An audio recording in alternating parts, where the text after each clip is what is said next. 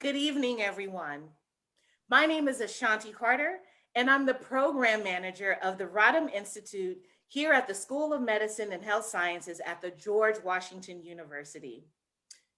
It's good to see you all. So, today we are going to have a dynamic conversation about balance training.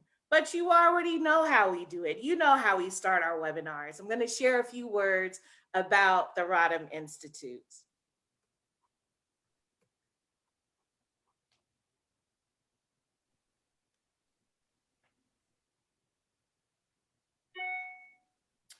So, once again, welcome. Stay tuned, you guys. So, remember, I told you this is our kickoff to our aging series. So, stay tuned because Tuesday, December 8th, from 6 p.m. to 7 p.m., we will be discussing the aging brain. We have Dr. Christina Prather and Alicia Bailey from the East River Family Strengthening Collaborative. So, this is a conversation that you just do not want to miss. Now, December 15th, we're going to talk about healthy eating for blood sugar control, strong women stay young with Dr. Lottie. And of course, we're bringing back my girl, Miss Percita Moore. January 12th, we're going to wrap up our aging series on Live to Be 100. What does it take with Dr. Louisa Whiteside and Nurse Fiona Drury? So here we are with the Rodham Institute. We believe on one struggle with many fronts. In order to achieve health equity, there are so many things that we need. That includes social justice, economic justice, and legal justice. We were founded 7 years ago by Dr. Jahan El Bayumi, as what we affectionately call her, Dr. Gigi. Awesome, awesome woman. And she believed, and her former patient, Mrs. Dorothy Rodham, believed that education is a way to achieve health equity. And so that's a little bit about Rodham. We have three priority areas: youth education programming and workforce development, training current future health professionals in applied health equity, and of course, what we're doing now, community collaboration. We do have a great website. So check out our resources, our COVID-19 website. So if there's anything that you need, please take a look. And of course, this work cannot be done without our wonderful staff. That includes Ms. Tracy Bass. She's the Director of Health and Workforce Pipeline Programs. Ms. Christina Williams, who's not only monitoring our Facebook live feed, but she's the Director of Community Engagement. Did you know that Ms. Williams has actually helped to feed over 1,000 people in the district? She's also helped to deliver over 2,000 masks for those who need them. And of course, you know me, Ashanti Carter, Program Manager. And in our fearless leaders' absence, hi, Dr. Gigi. So let's keep in touch.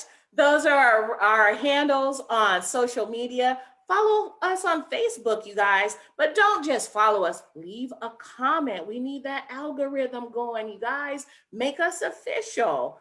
Follow us on Instagram. And if you have anything to say, email us. So now to our panels. I'd like to introduce to you Dr. Tanya Alchalabi.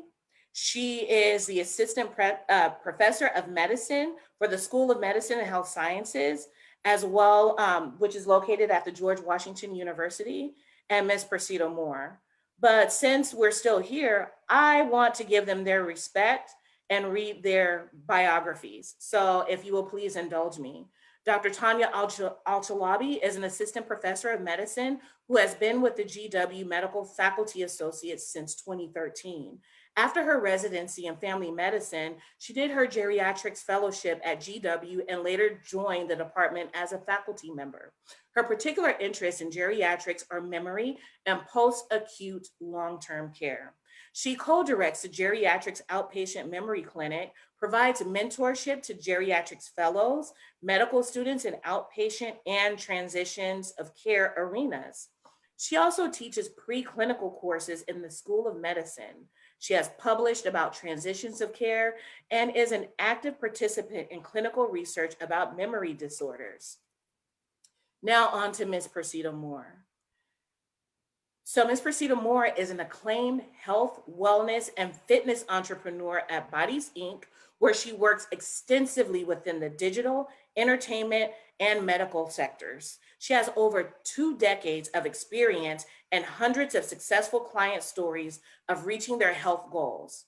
Ms. Moore served as executive director of a wellness program at a large hospital in Los Angeles County that served older adults, many with comorbidities. The clientele of Bodies Inc. is diverse in ages, which include youth and older adults, as well as professions that include students and the Hollywood elite. You go, girl. Percita's approach to overall health success is to keep your purpose in front of you. She takes a holistic approach to help clients achieve their health goals, which are mental, spiritual, and physical. Success in health is intentional, and her intentions are always successful. So, welcome, Dr. Al-Shalavi and Miss Percita Moore. All right. Someone said that they're having trouble hearing us. Can you hear us, please? Okay, good. You can hear us. Perfect. All right. I just want to make sure that we're all set. So let's jump into the first question. Dr. Tanya, what is balance training? Well, good evening, everyone, and thank you for inviting us to this hopefully very lively conversation.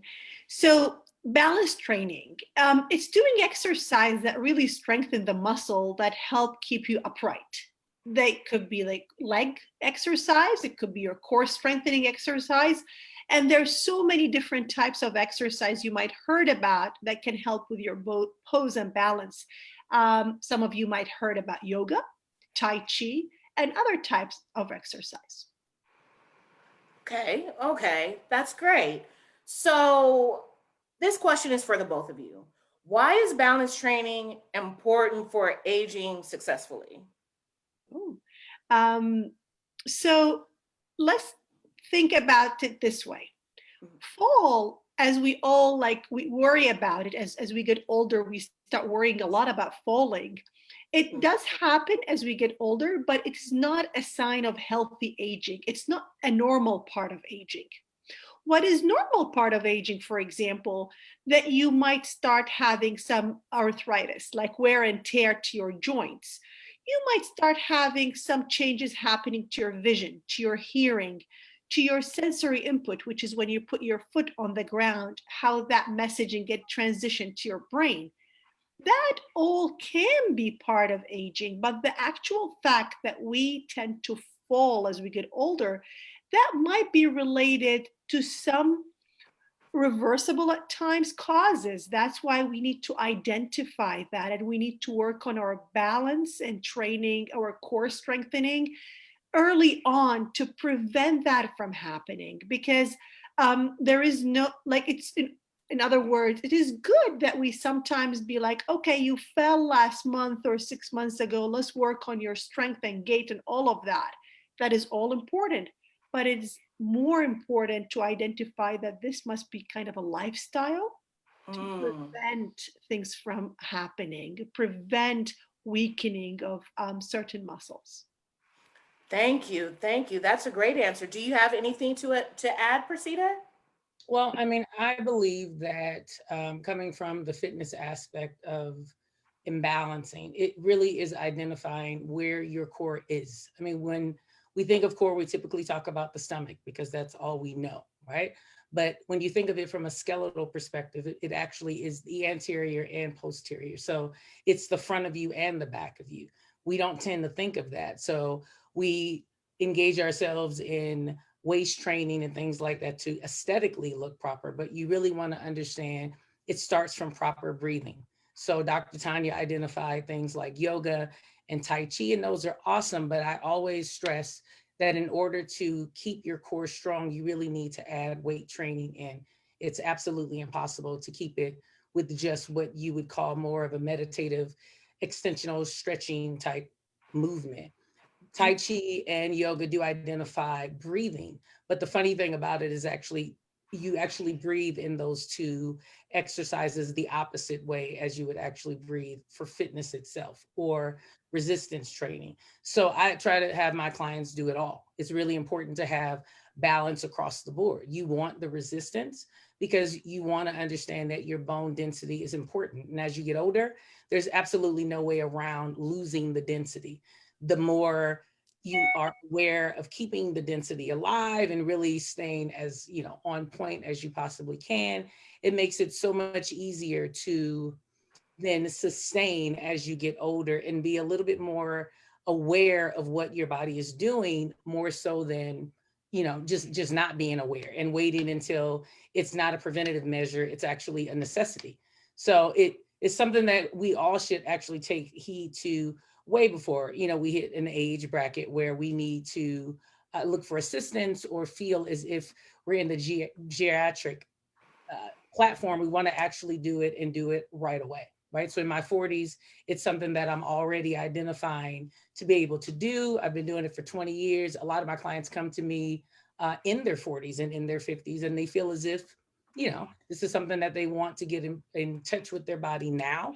You just put up a picture of a 80-year-old Black bodybuilder female who started in her 50s and absolutely wanted to just have something to do. But we really want to be aware, as the doctor is saying, that it's something that you want to start early. And it's something that can be prevented if you take the necessities of what you need to do now, you actually heed to them and move forward. So that's what I would say. Right. And that actually led into the next question, which was who should engage in balance training? And you said it, people in their 40s. What about Dr. Tanya, maybe people who have fallen? Yeah, Should so it's never too late to start working on certain things. But what I emphasize on when people started falling already is that should take more like intervention. It should the this is a question between the patient or the care partner or family member and the provider. First is identify the risks. Yes, I've fallen 6 months ago, 3 months ago. Let's talk about it because now it's becoming an important topic, more important. And then you do talk about balance and training, but also a key component is to sit and do investigative work. Why did it happen? Let's think. What other factors are leading to this fall? Yes, that's great. That's great. So thank you for that. So Persita, what's your approach? Because as Dr. Tanya stated, there's some investigative work that has to be done. And we know with older adults, they still want to be independent and so forth. So, Persita, can you tell us about your approach to helping older adults to get that balance training? I mean, I think what we fail in regards to our seniors as a whole in society is that we really stop treating them as if they're important or if they have purpose, right? So, what I've learned in my experience with seniors in particular is that they just don't feel as if they have a purpose. They're not really heard. People are, you know, kind of overlooking what they're saying and what they're feeling, not necessarily the best bedside manner from some doctors who don't really listen, but actually read more of what they think the patient should be doing. There's not an understanding in the family on how important it is to you actually communicate in a level of what they can understand, not what you have time for. So what I've always noticed is a lot of seniors really come or they would come to the gym and really express to me they didn't feel appreciated. They didn't feel as if they were connected, almost burdened to their family. So I think some of that comes with just the lack of connection to what is happening in the world. Some people really shelter them off. Having a caregiver is awesome, but having one person, only one person that comes to see you every single day to try to make sure everything is good, they don't really have the ability to have a bad day. because a senior, that's all they have, that's all they want, that's all they're looking for. So what she's saying is very true, but it's a really personal interaction with them to not really put them in a position of just kind of like, you're older and figure it out and I don't really know and I'm really tired of you falling attitude, but more of an attitude of purpose and really letting them know that they're still here and they want to be active, because typically I believe they do, right? So it's just really finding that way to get everyone on board to understand it's crucial and crucially important on how we actually interact with our seniors. They're like children. Words matter, conversations matter, a little time matters. You'd be amazed at how much they look forward to things as they get older that we just don't pay attention to. So I think it's very emotional. I think it's very, very connected with like what you really want out of life and just giving them that. Yeah. Do you mind if I may ask something to what you just said, Percita? That's a great point. I think one of the things we can do as a patient-provider relationship is to normalize the question. The more you ask about it and express to the patients why we're asking, because a lot of my patients, for example, told me in the past that I don't like to mention the fact that I fell because I'm worried about what's going to happen next. I don't want to talk about it because that would worry me. Or like, I don't want to, like you mentioned, be a burden. I don't want my family to be worried about me.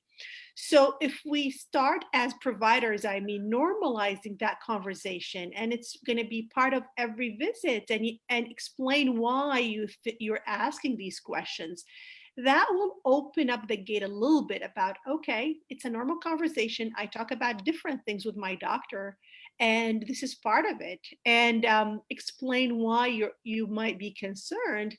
And there are ways, it's not like a doom, and there are ways of how we can make this better and improve outcomes. Maybe that might help both ends of getting more engaged.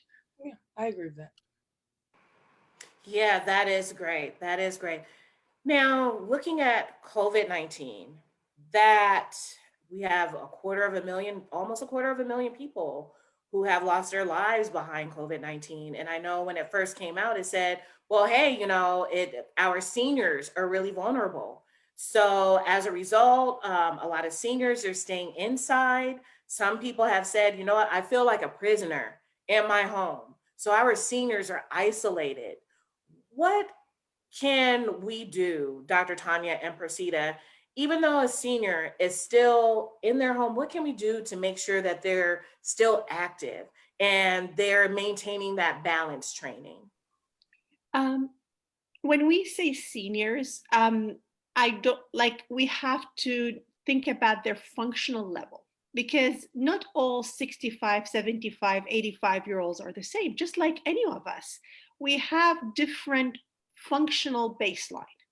So for example, like if we have a healthy 65-year-old who lives independently um, somewhere in the community, I've tried to have chats about, do you have access to a computer?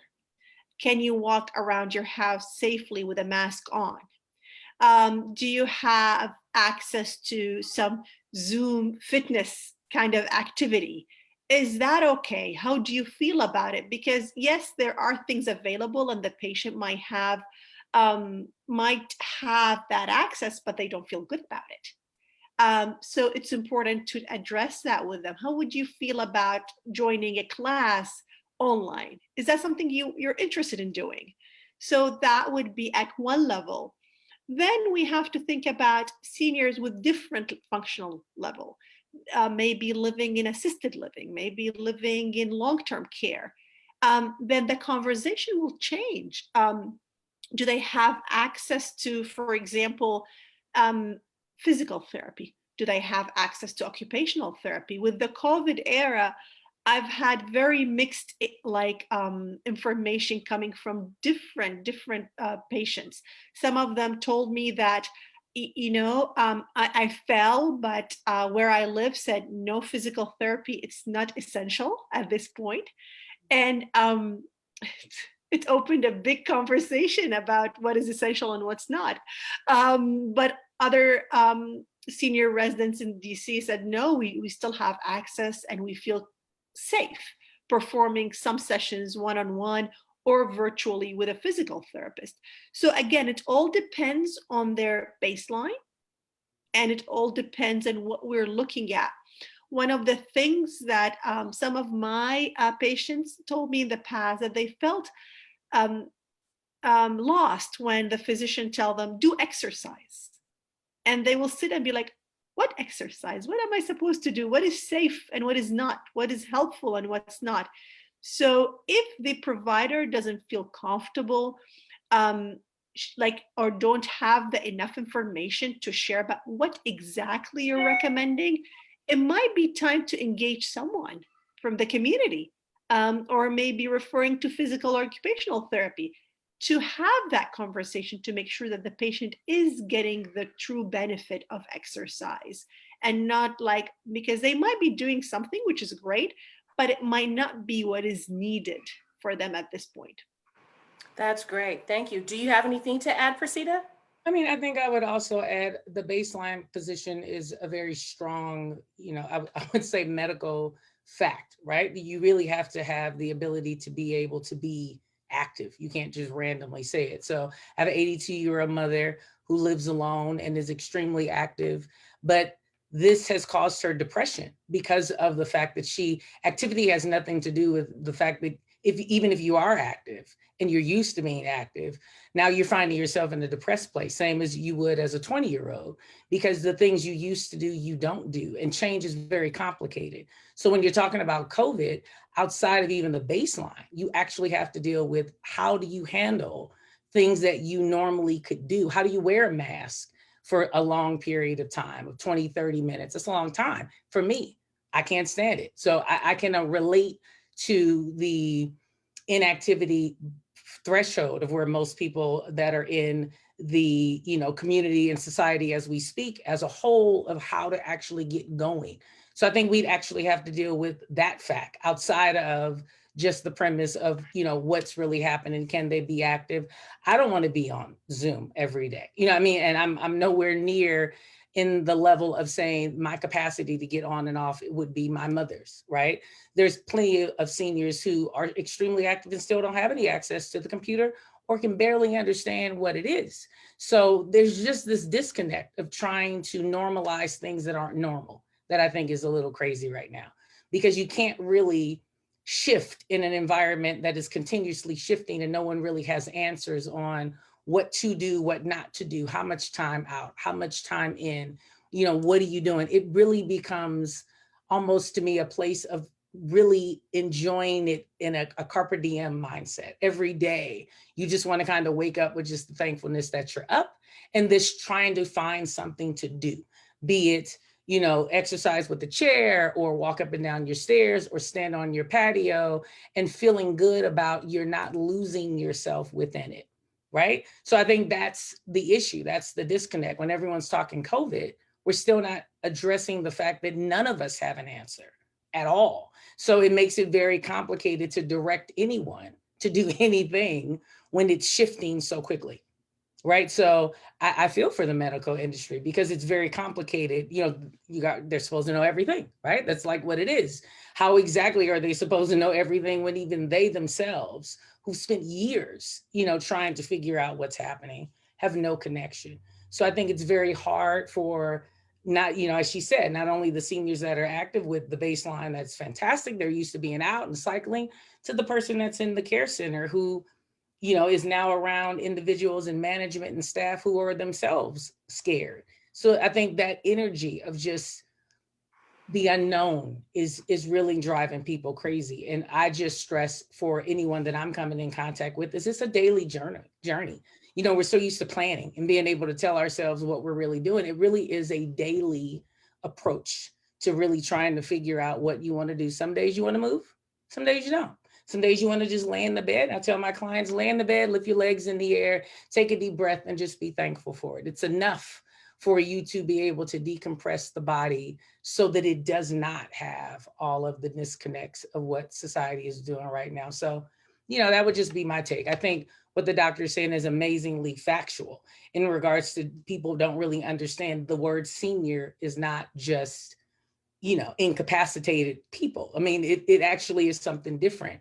And if you, again, are losing yourself and just trying to figure out how much longer, right? Like, where are we? What are we doing? There's really no way to approach it with anything other than a day-to-day approach. Wow, that was amazing. Thank you so much for that. So, just calling up our loved ones who are older and just talking to them, maybe that's what we do. Or, hey, mom, have you walked around or do you feel like walking around the house today? Is Or that appropriate? or just the affirmation of telling someone that you love them, and this too will pass, right? At some point you want them to be here for you to be able to say something nice to them. It's something that we all need. We all have a moment where we need it, but when you're in a place where it's just you and you're already in a space of really not knowing what your life is going to be because you're in the latter years, it's crucially important to take the time just to say, hey, I really want to see you. Graduation is coming. Regardless, I want you to be able to be there. You just have to push forth some sense of purpose into everyone, right? And that age bracket is crucial. It's just crucial. I love that. I love that. So, changing gears just a little bit. Um, I wanted to ask about older adults who have Parkinson's or Alzheimer's. They're especially vulnerable to falls. How would you go about helping them with their balance? I'll let the doctor start. Okay, thank you. So again, we have to identify that this will be a problem early on. So, for example, I can see someone in memory clinic very early on concerned about memory changes. Yes, the gait is okay. Yes, the balance is okay. But we start talking about the mechanics of it, how this will affect your whole body, not just remembering things or recalling things. So when you start opening that topic with the patient early on about what might be happening, and let's prepare, what do you think you might be interested in doing to improve functional level in general? What would work for you individually? What is your support system? Some people tell me, I love walking, and but with all what is happening with the memory and the Parkinson, or the Parkinson, it's harder to walk. Okay, let's individualize that. Let's talk about what you can and do, and who can be with you. Enjoy that walk, and it's safe for you, and it's meaningful for both. So that is a one thing. Two, again, I cannot emphasize, in my opinion, about the importance, if we do identify a change in the way someone is walking, needing some help with balance, needing maybe an assisted device like a durable medical equipment, it is really important to refer to the physical therapist and occupational therapist early.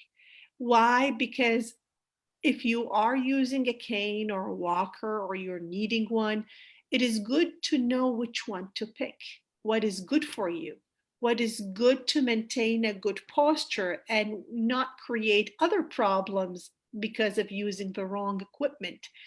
And also, they might help us, or like we work together, whether again that's with the therapist, whether that is with the trainer, anyone. What is like a very individualized way of approaching that individual problem and gait problem, and then take it from there. But again, for Alzheimer and Parkinson, I think that intervention should start extremely early. Thank you. Anything to add, Persita? No, I think that that's spot on. I mean, in regards to really finding the therapist who actually is taking the time to not identify the individual as just a number for the day, and actually paying attention to what they need and how they need, crucial.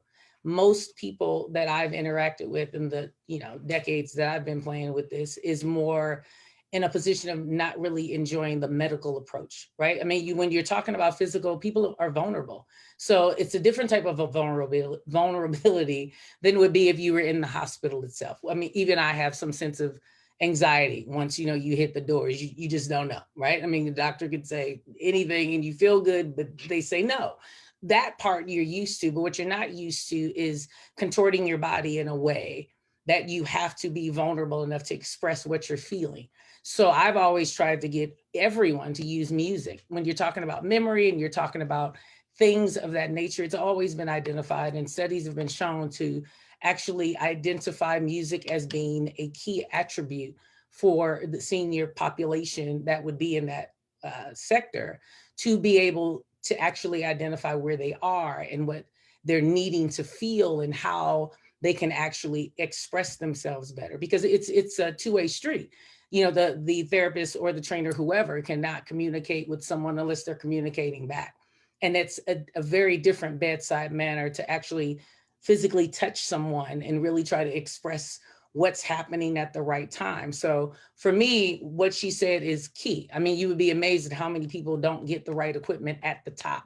So when they then come down through what they think would be the end of their therapy, they're starting a whole new thing. Now it's a hip, was a back, now it's a hip. Was it a knee? Now it's something completely different. So I would say putting that with, getting them engaged in something that they like and make it a little lighter so that they can actually want to do it instead of feel as if, they're going to go through the anxiety again, is all key. It's all key. That's great. So there's a question that came in through the chat that's on this actual topic. And the question reads, what do we know about connections between body health and brain health, especially as related to dementia and Alzheimer's?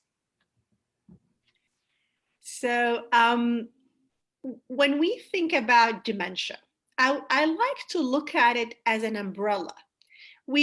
Alzheimer's is only one kind of dementia, but there are so many reasons that might lead to forgetfulness. So back to your question about the connectivity. So for example, if I'm diabetic and I have very high blood sugar levels, and I will start being more physically active, controlling my diabetes better, eating healthier, following a healthier lifestyle for my diabetes, that would lead to better outcome for my brain cells and lead to hopefully less chance of me having memory loss because of my risk factors. So it is connected. Now, back to Alzheimer particularly, do we know exactly what caused Alzheimer? Not really, but we do know that certain factors contribute to better brain health. We know that if you have better control of your diabetes, blood sugar, blood pressure, cholesterol, if you lead a healthier lifestyle where you're physically more active, yes, that would lead to better outcomes and it reduce the chances of memory changes.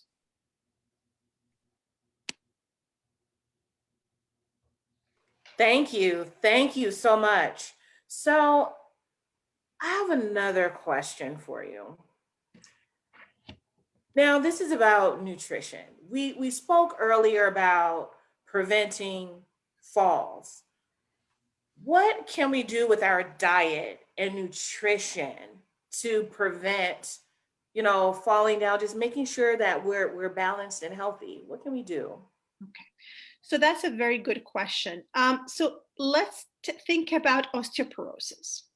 If someone has osteoporosis, which is thinning of the bone, that per se that should not lead you to fall more often. But if you fall, there's a higher chance of breaking a bone. So this is where osteoporosis comes from.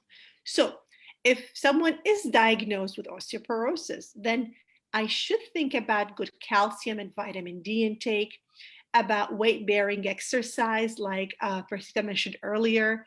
That would help. Then if I think about, okay, is there a particular diet that would lead to more balance, like better balance? That I might not be the expert to answer that, but we do know that healthier diet that can lead to healthier heart, healthier brain, and healthier muscle. Less red meat, for example, less cholesterol, less saturated fat, more on the omega-3 levels. Diet that is rich in calcium and vitamin D, and that doesn't have to be meat-based. There are a lot of other sources that would lead to better bone health and muscle health, and that might contribute to reducing the chance of falls and imbalance. Anything to add, Percita? Well, this is where health and fitness kind of bump heads, because for me, even though what she says I completely agree with, honestly, across the board, you really have to be aware of what your body needs. I mean, the problem to me with the health aspect and trying to give, let's just say something like the DASH diet, right, is that it's not individualized, and everyone's system is not going to respond properly with that. Hold on, Percita. What's the DASH diet?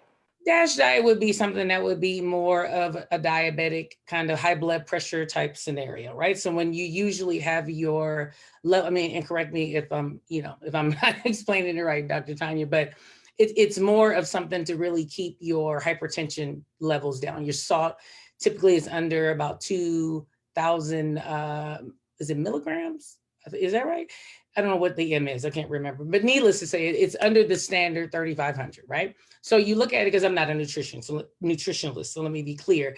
It is definitely, for me, something that I just think is just too general when you're talking about it in the health aspect. And when you're really trying to exert certain energies, if you're doing, resistance training, if you're completely active in regards to your lifestyle, as far as active stuff, we're not talking about walking, because, the Surgeon General would tell you the 20 minutes of walking is healthy. I, as a trainer, would tell you that that is not enough, because there is typically the average person who says, I'm going to walk walks at a pace that does not increase their heart rate. And they're then telling themselves that they can eat anything because they actually walk. So then the doctor is confused, because the average patient comes to the hospital and they never tell the doctor the truth. Absolutely never do.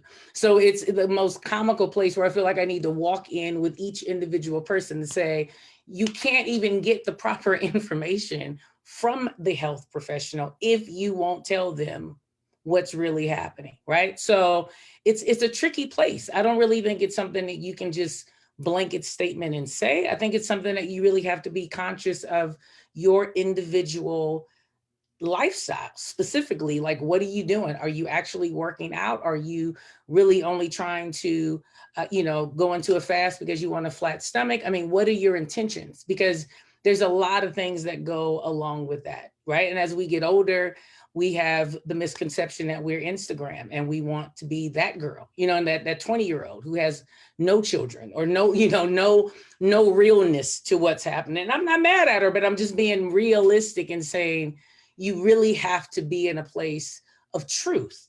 And I think the health industry really does not quite understand that, to just give someone a blanket statement of do this and this is what's required is actually hurting, just the credibility of what it is that people will do or say. The average person just kind of stops and says, I don't really have to eat meat, but as she's saying, you still need some sense of protein. But most of us don't really even understand what the vitamin does or what vitamin does what, right? And we won't ask, because that would mean we're telling the doctor truth of like what we're really doing, right? So there's this, it's a weirdness that I think it just stems from, the person that really wants to fix it against the person who has given up, or the doctor who's actually taken the approach of that it's irreversible. All of that plays a role, because it just depends on what the environment is for the person. So my hope today even is that we all understand that you really have to be honest with the people that are trying to help you. And you really have to be honest with yourself to say, am I really going to do what's required? Otherwise, this whole conversation is crazy. Yeah, it's not going to work. Did you have anything to add to that, Dr. Tanya, or no? Okay, another question came in and it's right on point with what you stated. So what opinion do either of you have on intermittent fasting, and would you recommend the practice to someone older? And what about exercising while fasting? Ooh, I've well, heard of that. That's a great question. I'll let you go first because that's interesting. Thank you. So every few years, there is like an influx of a new thing, a new diet that will be the answer to all of our problems. Now we are living the intermittent fasting world, right? So I've asked a lot of people who come in for various reasons interested in intermittent fasting. It could be from a patient who read that low sugar levels in your brain are actually good for your brain cells and it's good for the memory. I've heard it from people who are interested in weight loss and struggled with like 30 different diets in the last few years and nothing seemed to work. And of course, there are people who are interested in general for health reasons, like they want to stay healthy and fit. So my answer always is there is nothing magical about any diet you follow. We have to have a balance. We have to think about what is your lifestyle? What are you trying to achieve? Is it achievable? What are the risk factors? And how are you going to do it? What's your plan? Because intermittent fasting for someone like a friend of mine, he would be fasting for 16 hours straight and he feels fine, but he hikes weekly. Might be different from someone who's starting and diabetic and I'm worried about their blood sugar levels. So yes, I would start by asking the patient, what is your understanding of intermittent fasting? What are you trying to achieve? And maybe we can work around it so we can achieve a better, maybe blood sugar levels. And yes, if it works for you, great, but let's figure out how it's going to work. And more importantly, because most diets, they do well, whatever diet you follow, you might lose, if the idea is losing weight, you might lose a few pounds early on, but it's how to maintain a healthy, like long-standing change is what matters. And again, what are your goals? And we work together. And also, it's not only important because you want to build that relationship with your patient and have a trust relationship, but it's also important to ask details about whatever diet they want to start, because a lot of patients and a lot of people in general might start using over-the-counter herbal things and new things that if I don't ask about it, they might not mention because it's not a prescription medicine. It's not something that the doctor need to know about. And that might interfere with medication or with the new diet that they're trying to use. So it's really important to sit down and have that open conversation. And at some point, if the physician feel that I don't think I'm comfortable or I have enough knowledge to answer questions, is to know whom to refer to, whether a dietitian or a weight management clinic. But it's important to identify where your comfort level is as a provider and then refer appropriately. Anything to add, Percita? Well, in regards to intermittent and more the fitness industry, I don't think the average person understands that bodybuilding as a whole profession has kind of skirted its way into the mainstream American society. So a lot of things that people are actually thinking are newfangled have been around for years, right? And it has absolutely nothing to do more than with the aesthetic of, we're now in a society that's completely caught up on how you look. So the average person, again, they're not coming to the doctor to be honest. The doctors have no idea what you're talking about, and why it's even a part of what you're trying to do. Also, the average person does not have the stamina nor the consistency to fulfill it. So you really have to identify what your intentions are, which is what she's saying. So you really have to know what it is you're saying, but because it's not something that you can just generally identify. Intermittent fasting came along with other things in the industry of fitness that most aren't willing to do. So you kind of got to know the history of it before you just jump into it.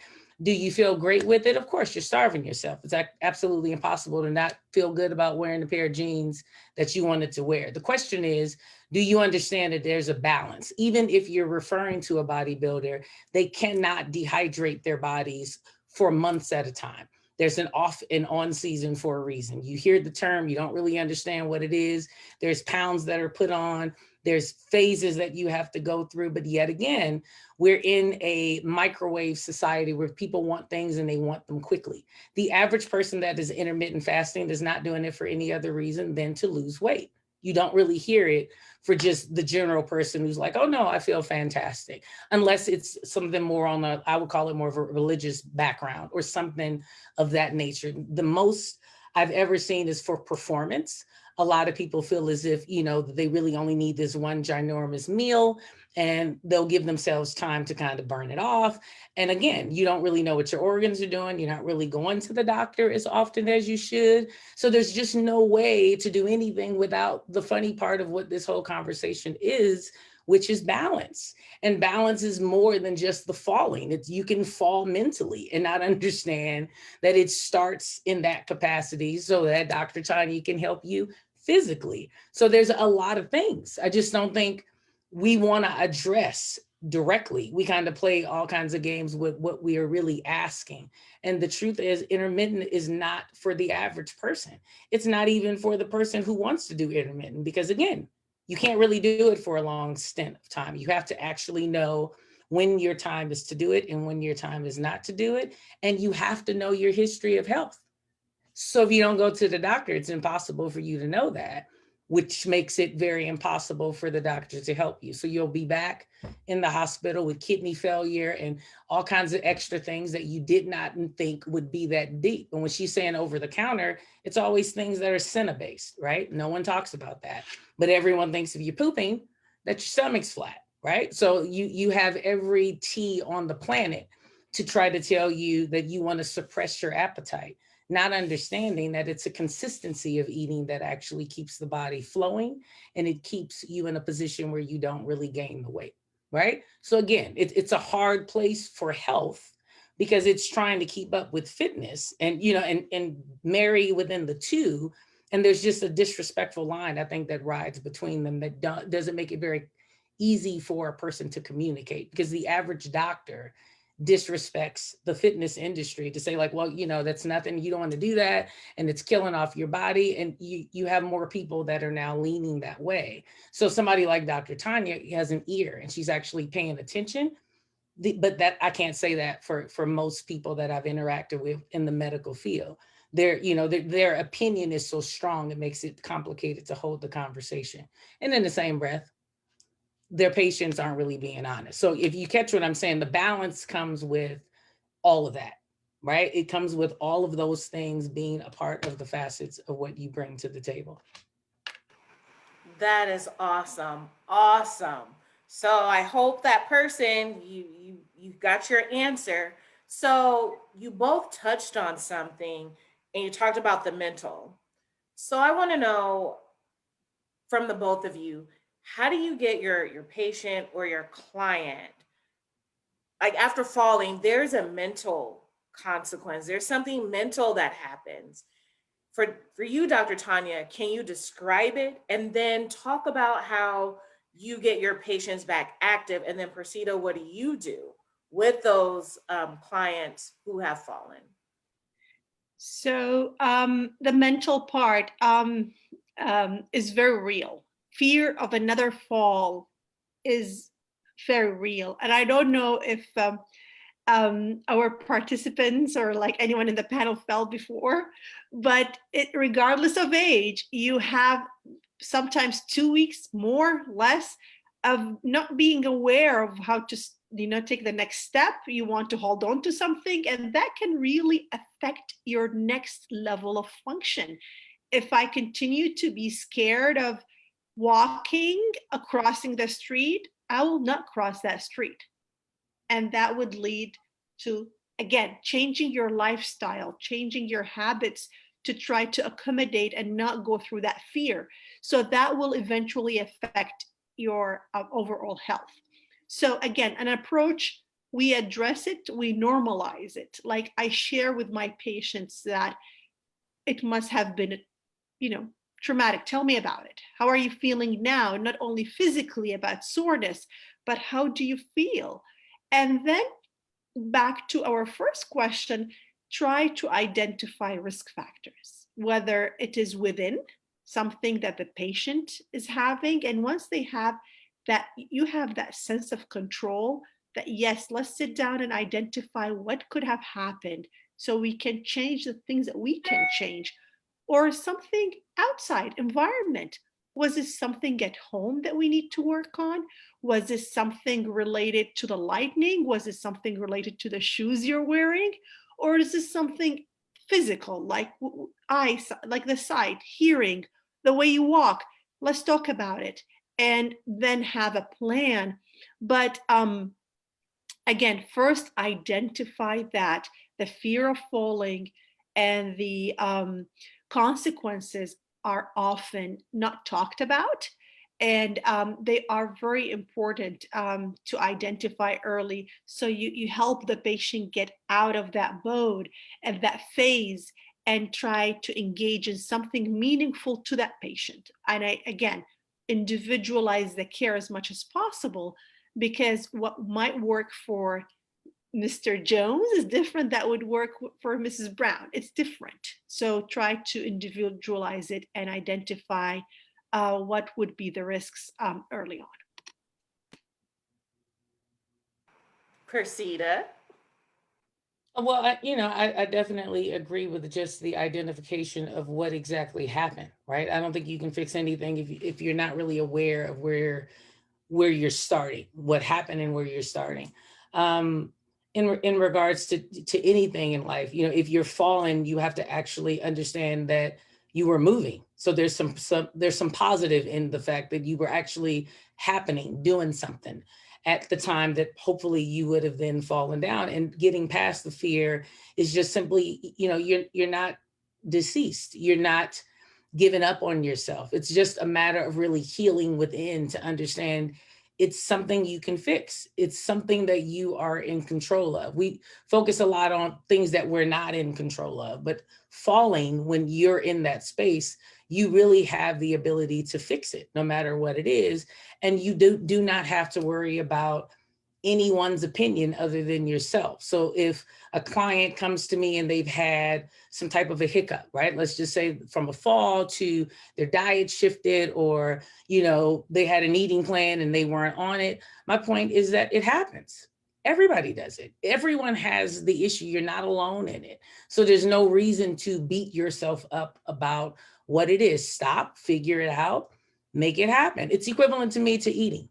If you burn something, you're not going to stop eating. You're going to figure out a way to either recook that or find another meal you can cook. So you have to approach everything with more of a positive approach instead of telling yourself, well, I don't want to hurt myself. And I hear it a lot. I mean, people will say, oh my God, Percita, my back is completely ruined. And I'll say, you don't have a bad back, you have a bad stomach. And they look at me crazy and quite don't really understand what I'm saying. But if you catch skeletal, the skeleton is the skeleton. There's a bone that is in a circumference. There is no back to front. So if you kind of catch what I'm trying to tell them, is like, it's all cohesive. It all goes together. So if you have a bad back, you have a bad stomach and vice versa. So work both of them instead of really, again, focusing on what you did wrong. Forgive yourself, move forward, focus on what you're doing right, do more right than wrong. And then you can actually get through it and start all over again.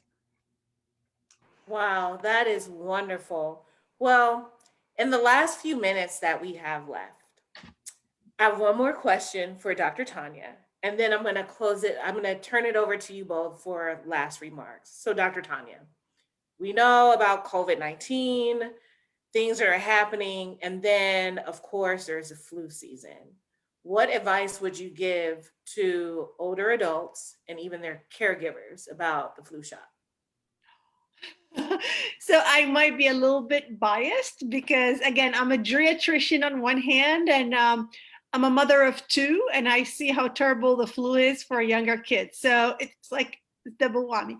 Um, I've always been someone who recommends the flu vaccine for everyone. This season or this year, it's more important because when COVID started, I've heard some people telling me, well, if you get you can get either or, you don't get both. That was the initial like thinking, was like, we know you get one virus at a time, and there is no such medical, like there is no such fact. So your lungs will suffer, may suffer, may not suffer from a virus that is affecting mainly the breathing and the lung. So anything you can do to prevent further damage to the system is great. So if we are exposed to the flu and have symptoms and feel terrible, and then COVID on top, on a body that is already tired and fatigued, and the immune level is not so great, that is not a good scenario. So yes, I do encourage the flu vaccine for all of my patients. Thank you so much. So now, closing remarks. I'll start with you, Percita. Well, I mean, I think for me in this entire conversation, I just really hope that people understand that you can't be helped unless you're willing to be helped. And you have to really find some line of respect across the board for everyone in the participational sector that's trying to help you, right? So in order to keep your core straight and to keep your entire life balanced, you really want to understand what's working for you and what's not working for you, and really hone in on those things and do more of them. Honesty is crucial. Going to the doctor is crucial. Paying attention to what they're saying is crucial, because we all have this thing where we try to identify ourselves as our own doctors, right? Because we know us better than anyone. And to some degree, you can use that analogy, but not for everything. So you really want to give the health profession the respect that they deserve and move forward. Same with fitness. You can't come to me telling me what your doctor said from a medical place, because I'm not a medical person. So you have to know who you're talking to for what, and not utilize us against each other, because we have enough divide. And in order to be balanced, we just have to really focus on building that up from the core at a younger age, so that as we get older, it actually makes more sense and we can actually feel the way that we want to live, which is positive and strong and empowered. Thank you. Dr. Tanya? Um, I want to share with you all that ageism is there. We have a lot of certain ideas and ideologies about how a 65 versus a 70-year-old should be like and function like, and that is not true. It is our role as providers, as community, as patients, to educate the world that it is not the age, it is my functional level or where I stand health wise, balance wise, and what are my preferences in life. How do I want to live the next year or 20 years ahead of me? That is very important. And also, when it comes to, again, back to our topic about balance and functionality and inner strength, it is important to understand that we all are at different levels. And for those who might not be able to express their feelings, whether due to physical or due to memory changes, there are always ways where we can identify those needs and try to work with the care partner into reaching a better functional level. There's always a better functional level. It might not be the same for all, but the goals might change, but it's good to identify what can be done.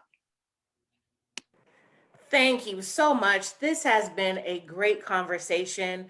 And I would like to thank you, Dr. Tanya, and you as well, Percita, for a wonderful conversation about our healthy brain and live long with balance training. So on behalf of the Rodham Institute, standing in for Dr. Gigi El Bayumi, thank you guys and be well. Woo! See you next time. Thank you.